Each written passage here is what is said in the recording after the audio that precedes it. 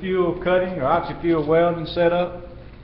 If you have questions throughout, raise your hand and we'll try to answer them. And I'm going to ask you all some questions, and I want y'all to put your thinking cap on in a minute. The big bottle here is what? What is this? The oxygen tank. That's our oxygen tank. Our smaller tank? 7 lane. 7 lane? All right, y'all raise your hands on these now. All right, somebody tell me the purpose of this on top of this bottle. What is this? Just controlling the pressure. That's our, what do we call it? Regulator?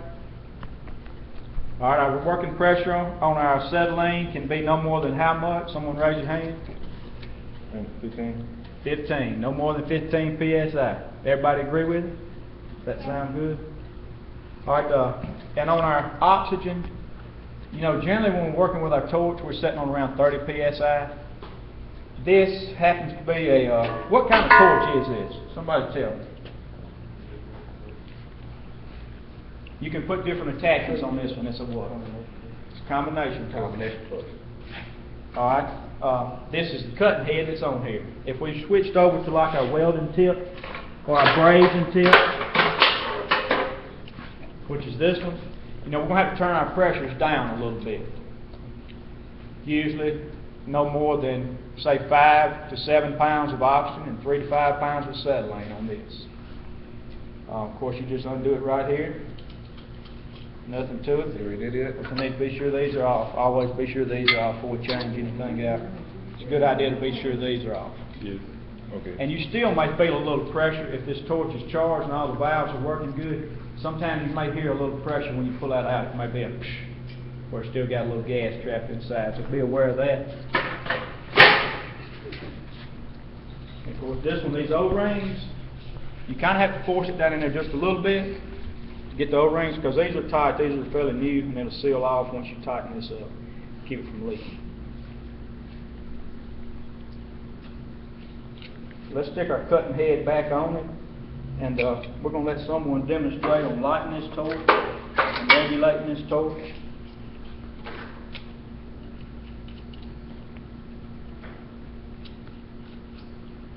If I can get it back on there. Be patient. Yeah, I know. You got all this time? Well, you don't Good be shape doing in it? First bottle we normally turn on when we come up to our torches. What we're going to turn on? Step over here. The oxygen bottle. Go ahead and turn our oxygen bottle on. How much you going to crack this valve up? About 20. You can go ahead. Well, your PSI, we're operating around 30 PSI or so on this one, but you can go ahead and open your oxygen valve all the way up. A lot of people will tell you to open this all the way up. Once that gauge is sitting still right here, it's not going to go any further though. But on your acetylene, how much should we open this one, Chris? How much should we crack our valve open? About a quarter turn. No more than what, a quarter turn? Quarter to a half a turn? And that's for safety purposes. So, you know, if something was to happen, we can run over here and we can turn this thing off real quick with just one quick turn rather than just sitting here cracking and cranking on it. Your torch, most everything on it has a right-handed thread when we're putting this together, except for which one? So, The acetylene. They're going to have left-handed. they acetylene. How can you tell if they're left-handed? What's another way you can tell if these are left-handed threads on these fittings and whatnot? By the notches. That's right, Howard. You look right here, you can see the little notches on this one. That's letting you know it's left-handed threads. Same thing on this big one here that goes down into the tank itself. It's got the little notches cut around it. That's letting you know it's left-handed threads. And I tell you another good idea. When you're opening these valves up, say we just put these bottles on here for the first time. Everything's turned off. We always stand to the side of these tanks, because all of our pressure's right here on this diaphragm, right here on this T-handle. Get to the side in case it shoots out, it'll shoot over there and not shoot into you. But when you open these for the first time, say you just put a new set of gauges on a new bottle, I always back this off just a little bit. And I suggest you don't, once we get these set, you don't fool with these T-handles, because people are bad to when they start running out of pressure, they'll come up here and they'll go screwing these in, thinking that they're going to get more out of this bottle. But say if this bottle's empty, it's empty. No matter what you screw in here, you're going to damage your regulators. What's going to happen? You'll bust the diaphragm. But what I always do, I walk up and I may just back it off just a little bit. Of course, when you crack your valve open, if you look at your operating pressure on this regulator,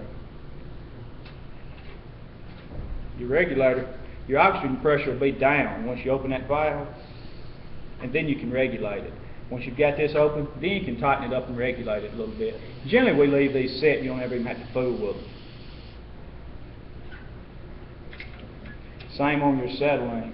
I'll back it out a little bit and I'll crack this valve open here. And then I can regulate. Really, you don't have to have about 7 pounds, 10 pounds to cut with. When you're buying these gases yourself, you'll learn how to use a little less than that maximum. That maximum being 15. I don't never, especially the ones at home, because I'm cheap and broke all the time too, so I always just run them a little less than what I need to. I'll even go down to about 25 pounds or so on my oxygen. But, and two, another way you can save gas is by your tip. If you have a great big tip in there, it's going to burn more gas. An oval one or a single out tip is plenty big. The big number 4 tips and all these holes are so huge in them, some gas will flow out of it. It's going to come on out of there. Now this we said was a combination torch, and we know we can change. We have our brazen tip. Another one we have toward here is our rosebud. Anybody know what we use a rosebud for? Heat up something real To quick. heat something up. Then it, yeah. Now some of your torches don't have the different attachments on it. That'll be just a demolition torch or a wrecking torch. And that's mostly what you see people use in the scrap yards and whatnot. This is primarily just, what we'll use around here in the shop and school and all. But if you get into a place you're just cutting heavy metals all day, you'll probably use a demolition torch or a wrecking torch. And you normally will use a different gas because acetylene's kind of high. The acetylene is one of the better gases. Somebody tell me a characteristic of acetylene. What's something we've been over about acetylene? Burn hot. It's the hottest burning fuel it is. It's acetylene. That's right. If you go to the scrap yards and stuff where they're doing a lot of wrecking and stuff, they use propane. The propane is a little cheaper fuel, but it takes a little longer to heat up. But I could use propane right here. I could use this on propane. Only thing I'd have to change out would be my torch tip. Anybody have any questions on the cut torch?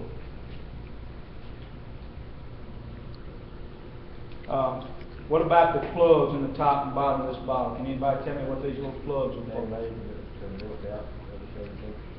All right. That's right, Howard. What temperature will they melt out on? How much? No. What is it? It's on the board in there. Remember, we've had it written on the board for a while. I left it up there. 220? You remember you should have a question, so she remembered.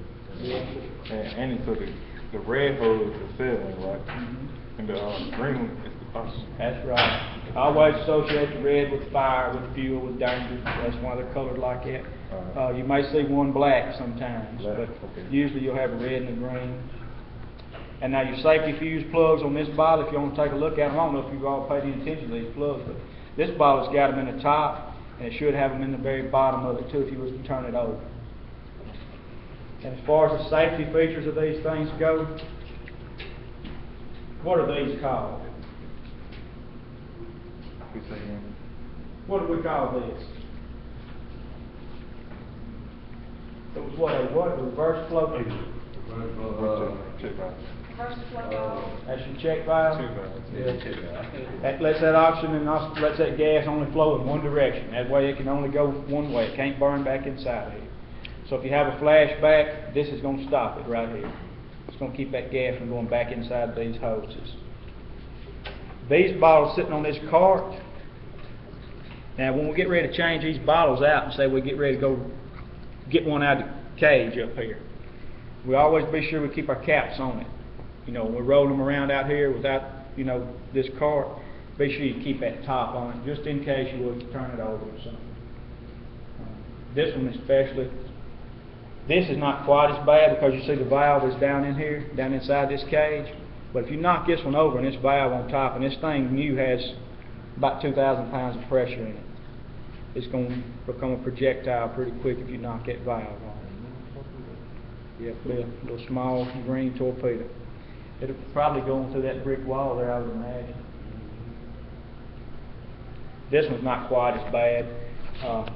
When you get this one new, you've got a couple 100 pounds of pressure in it. And this gas is very unstable as the settling is.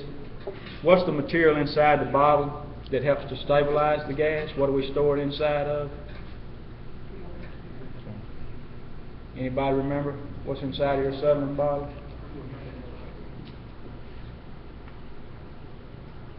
Acetone?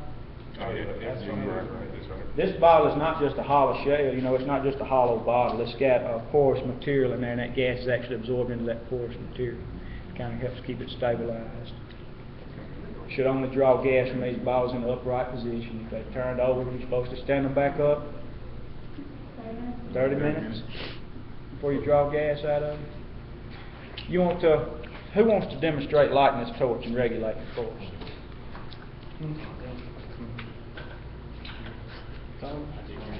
Devontae, you light it every day, so you ought to be pretty good at it. Look here.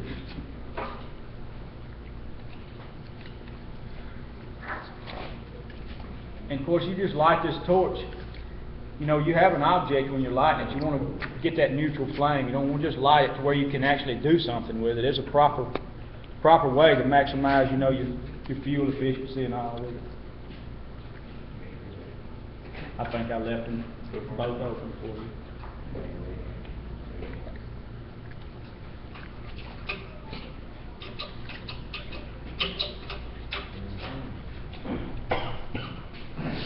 There's a Ray-Ban on there. That Ray-Ban is on right.